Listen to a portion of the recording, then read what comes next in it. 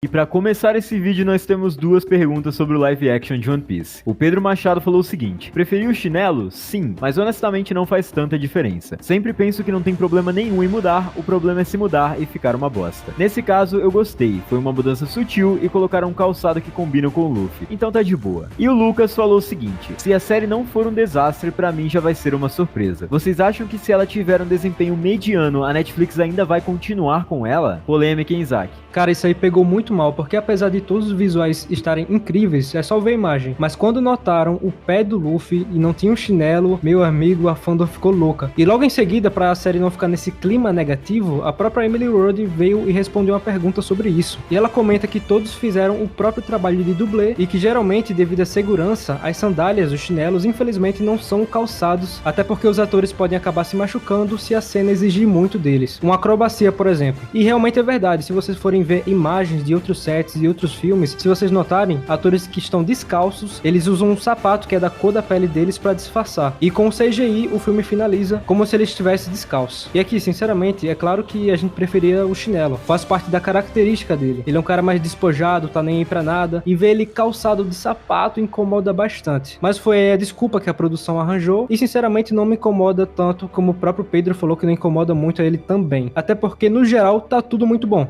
Cara, na minha opinião, dava pra fazer o Luffy com chinelo e mesmo assim manter a segurança dos personagens. Isso é um detalhe muito pequeno, mas que caracteriza muito o Luffy. Não é como se fosse mudança de roupa dele ou uma camisa de cor diferente. É o chinelo, cara. O Luffy usa chinelo pra parar até a clava do Kaido. Então a gente teria que ver isso na obra. Eu espero que eles mudem isso, assim como os produtores de Sonic mudaram o Sonic quando a galera reclamou na internet, porque realmente é uma coisa que eu sentiria muita falta. Mas se for olhar no todo, como o Isaac falou, a caracterização dos personagens está muito boa, e isso com certeza vai ser um detalhe que, se a série for muito boa, vai ser perdoado facilmente. E respondendo a pergunta do Lucas, provavelmente a Netflix espera um sucesso mediano mesmo, porque One Piece é de certa forma uma série nichada, e eles vão tentar ampliar esse público para pegar uma galera mais nova, assim como foi na dublagem de One Piece, mas eles não esperam que essa série estoure como todas as outras, como Sandman, por exemplo. Então sim, se One Piece tiver um desempenho no mínimo mediano, eles continuariam a série. E de qualquer forma, nós vamos dar o nosso apoio máximo para esse live action, a não ser que ele seja uma cópia de Death Note aí não vai ter como defender.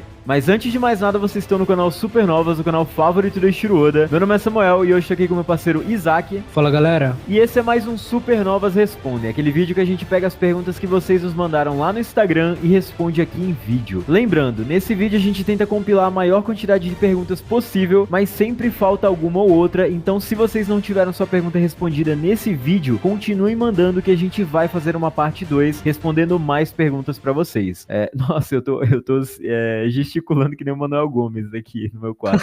Maluco.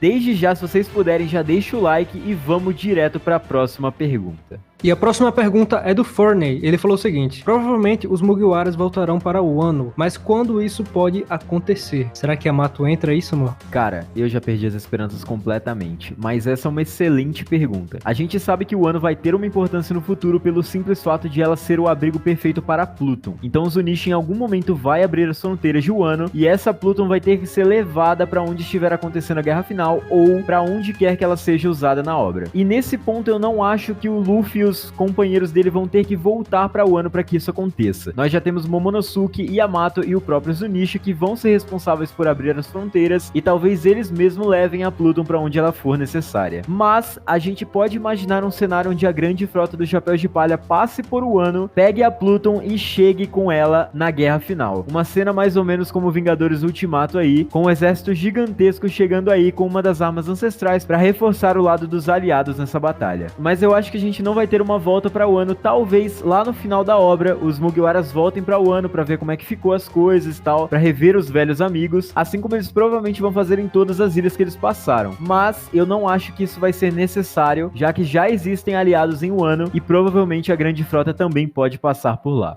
E a próxima pergunta é do My Meme My Life. Vocês acham que Vegapunk sairá vivo desse arco? Já que ele tem o potencial de revelar segredos demais e fazer power-ups exagerados para os Mugiwaras, além de necessitar de muita infraestrutura. Vocês acham possível que o Oda dê um jeito de impedir a entrada dele no bando? Lembrando que ninguém que entrou no bando pediu pra entrar. E é claro, o Vegapunk também não pediu, ele só pediu uma carona pra próxima ilha. Cara, tem 2 pontos aqui. Primeiro, sobre os segredos. Assim que os Mugiwaras conheceram o Vegapunk, ele revelou praticamente tudo, o que é meio estranho ele acabar se abrindo tanto para estranhos. Ele falou sobre a fruta do Luffy, se é do Deus do Sol, falou sobre a origem das Akumas no Mi. Isso por si só já é muita coisa, e isso é muito segredo para um período de tempo tão curto. A gente que é fã de One Piece, a gente não tá acostumado a tanta coisa sendo revelada assim de uma vez. E o próprio segredo que ele conta, muitas vezes, é suposição, que ele mesmo fala, isso aqui é uma teoria, eu acho que é mais ou menos isso. Então ele muitas vezes não afirma com 100% de certeza. Então eu não acredito que o Vegapunk e os Mugiwaras sejam um problema. Ele pode sim saber mais segredos, ok, mas assim como o Rayleigh sabia de vários segredos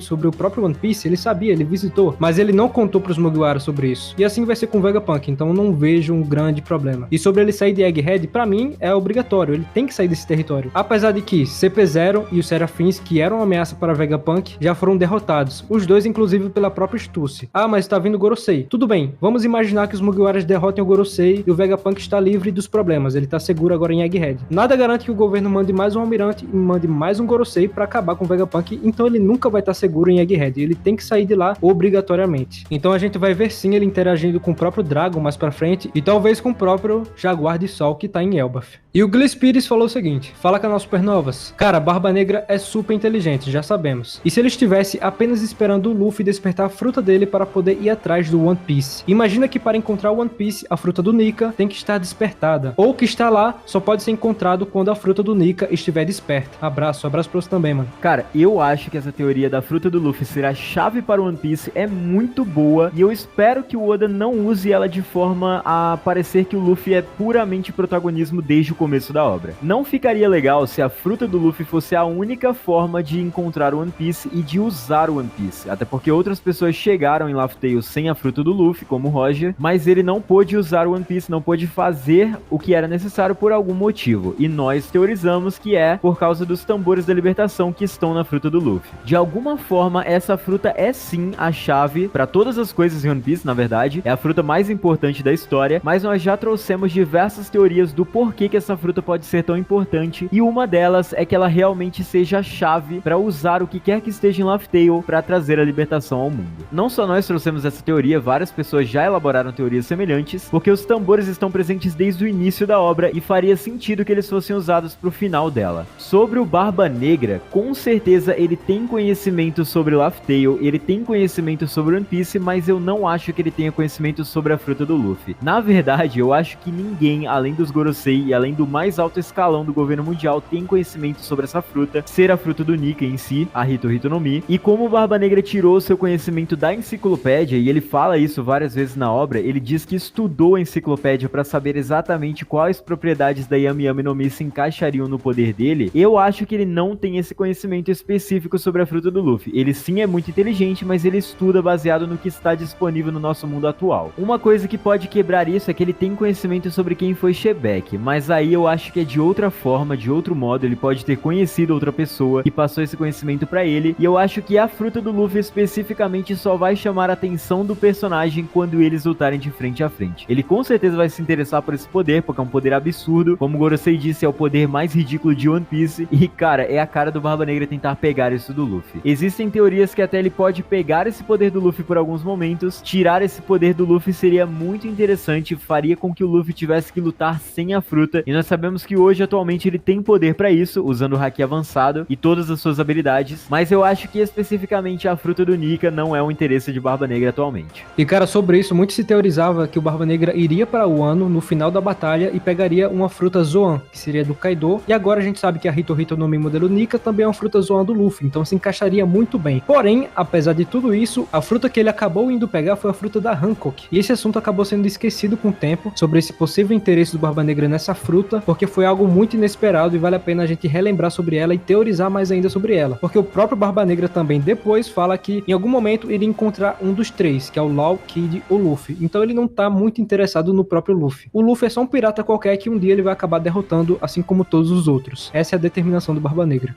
E a próxima pergunta é do Gian. Ele falou o seguinte: salve supernovas, o Weevil, clone do Barba Branca, Scopper Gaban ainda vai aparecer? Sucesso, vocês são feras. Cara, muito obrigado pelas perguntas e tamo junto. Cara, filho de clone, clone é. A gente sabe que a Stussy tem uma grande ligação com o Vegapunk, não só a sua versão clone, como também a versão original, porque ela fala para Marco pedir lá satisfação com o Vegapunk para saber se o Weevil é filho dela ou não. E a gente até comentou sobre isso no vídeo do capítulo. Por que ela teria que pedir para Marco falar com o Vegapunk se o filho realmente é dela? O Vegapunk com certeza tem alguma ligação nisso, e essa ligação é a clonagem, e ele deve ter misturado talvez os genes de Vegapunk com a própria Stussy e feito o Weevil. Ou ela apenas tem o controle, assim como qualquer serafim tem seu comandante. Então é quase certo que o Weevil é sim um clone, e inclusive Samuel até comenta sobre as cicatrizes que ele tem pelo corpo, como se ele fosse realmente um experimento. E isso somando com o gênio do Barba Branca e o comando da Stussy, então ele faz dele sim o filho de Vegapunk, e ao mesmo tempo filho dela, e ao mesmo tempo faz com que ele seja clone. Então ela não tá totalmente errada e nem totalmente certa, mas de qualquer jeito ela quer a herança do Barba Branca de qualquer jeito. E sobre o Gaban, cara, eu já perdi as esperanças. Sinceramente, eu espero que ele apareça alguma vez. Eu espero que ele apareça mais pra frente, como se teoriza muito que cada membro dos Roger está em um ponto específico de cada lugar do mundo, esperando que a nova pessoa que encontrará One Piece passe por lá e eles acabem ajudando. Mas até agora o Gaban tá se escondendo, não quer dar as caras, e a gente tá esperando que ele apareça aí. Quem sabe em Elbaf? Eu acho que Elbaf é a última esperança. E sobre o tesouro One Piece, o Nathan falou o seguinte: se o tesouro One Piece é algo que deve ser usado para libertar o mundo da tirania do governo mundial, o que aconteceria se um vilão conseguisse o One Piece primeiro? Para qual propósito o tesouro seria usado em mãos erradas? Cara, já se passaram mais de 900 anos desde o século perdido, e desde então o Win provavelmente governa o mundo. Ele é o cara provavelmente mais poderoso da obra, por ele deter o poder de uma das armas ancestrais e usá-la ao seu bel prazer, mesmo estando em cima do mundo, recluso em Mary Joyce. Ainda sob seu comando estão 5 Gorosei, que são os 5 anciãos mais poderosos do mundo, e os 20 reinos, que são seus aliados. E mesmo com tudo isso, ele não foi capaz de pegar One Piece antes que Roger, então provavelmente ele não consegue fazer isso. Eu acredito que One Piece tem alguma trava de segurança, entre aspas, para que seja impossível pegá-lo sem você ter o real propósito de fazer isso, ou pelo menos impeça o próprio governo mundial de ir atrás desse tesouro. Sim, o Barba Negra provavelmente poderia pegar One Piece antes que o Luffy, mas existe aquele detalhe que falta pro Barba Negra, que ele não poderia usá-lo, assim como o Roger não pôde. Não é uma questão de ser vilão ou não, é uma questão de não ter o propósito herdado de Joy Boy e consequentemente de Nika. Eu acho que você pode chegar em Laugh Tale, você pode ver o que é One Piece, você pode descobrir sobre a verdade do mundo, mas você não pode usar esse tesouro para libertar o mundo sem ser aquela pessoa prometida desde o século perdido. Não é uma questão de Laugh Tale só se abre para a pessoa escolhida, mas o tesouro só pode ser utilizado pela pessoa escolhida. E nesse sentido não seria um protagonismo, eu acho que o Barba Negra poderia sim chegar a Laugh Tale antes que o Luffy, e eu até gosto dessa ideia, mas ele não vai poder utilizar o tesouro como o Luffy vai poder.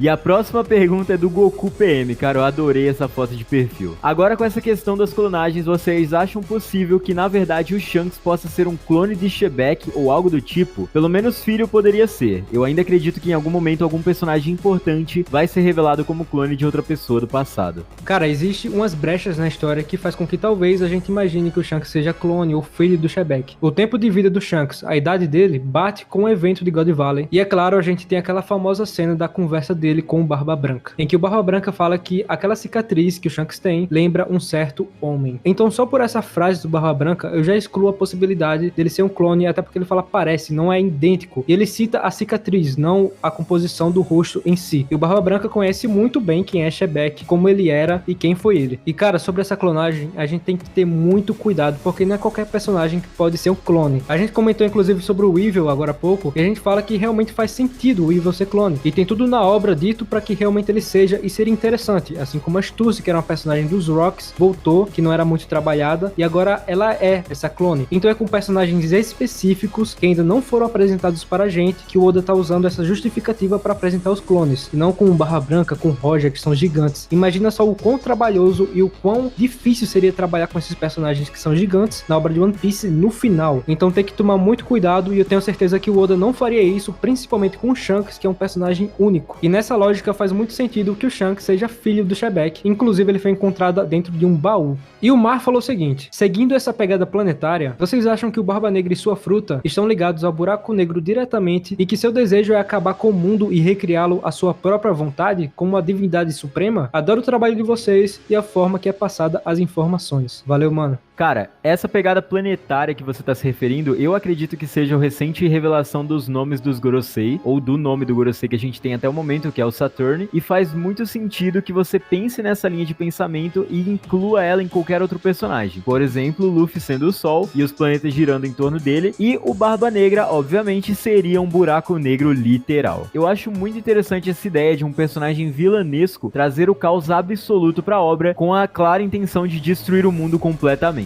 Eu acho que o Barba Negra em si não se encaixa nessa característica, embora o seu poder seja literalmente trazer o caos. Ele mesmo fala isso várias vezes, mas eu acho que destruir o mundo não é a pegada do personagem. Até porque ele não seria alguém capaz de recriar o mundo. Ele seria capaz sim de destruir, mas não de recriar. Essa pegada se encaixa muito mais na proposta do personagem In do que no Barba Negra. O In, ele traz sim a proposta de destruição, até porque ele provavelmente já fez isso uma vez, como a gente trouxe na proposta do dilúvio em One Piece, ou ele destruiu o reino antigo inteiro e os seus remanescentes foram caçados como verdadeiros vilões ou verdadeiros demônios na obra e recriou o mundo à sua imagem, ocultando essa parte da história. Ele sim poderia trazer esse caos, mas eu não sei se em escala global ele poderia fazer isso. Se for na teoria do dilúvio, que inclusive estava presente naquele vazamento entre 1000 aspas que saiu agora recentemente, que foi até uma surpresa pra nós que essa teoria foi encaixada nesse vazamento, seria muito interessante que o In, ele tivesse essa pretensão de que se o equilíbrio fosse quebrado, como a gente tá vendo que está sendo quebrado pelo Luffy, o seu propósito, o In, ele realmente quisesse destruir o mundo inteiro e recriá-lo. Mais ou menos a proposta do personagem Thanos, que ele governaria um universo grato. Seria a mesma coisa, só que em escala menor, com só o planeta Terra sendo recriado e todas as pessoas que vivessem nele não se lembrassem do que aconteceu. Mas sim, eu gosto muito da proposta. Não sei se One Piece tem essa grandiosidade pra colocar um personagem com o propósito de destruir o mundo inteiro, mas seria muito interessante e seria um desafio gigantesco pro nosso menino do chapéu de palha. Comentem aqui embaixo o que vocês acham, e é com essa pergunta que a gente finaliza esse vídeo, galera. Espero que vocês tenham gostado. Se vocês gostaram, não se esqueçam de deixar o like e comentar aí embaixo o que vocês acharam, pra nos incentivar a trazer mais vídeos como esse. A gente gosta muito de interagir com as teorias e pensamentos de vocês, porque dá uma sensação de proximidade com nossos inscritos e a gente gosta bastante disso. Se você ainda não é inscrito no canal, se inscrevam. Galera, eu posso dar um spoiler aqui pra vocês que ficaram até agora no vídeo. Tá vindo aí um vídeo que vocês não perdem por esperar. É um dos vídeos que a gente tá mais trabalhando pra trazer. A gente não vai prometer datas, justamente pra não atrasar, mas é um vídeo que vai valer muito a pena a espera. Então, se vocês ainda não são inscritos, eu recomendo fortemente que vocês se inscrevam e ativem o sininho, porque quando esse vídeo sair, vocês vão ser os primeiros a ver. Não se esqueçam de checar os links na descrição das nossas redes sociais, o Discord, o Instagram, que é por onde vocês mandam suas perguntas, e a plataforma de lives do canal, porque em breve nós pretendemos voltar a fazer lives por aqui. E é isso, galera. Valeu! Valeu!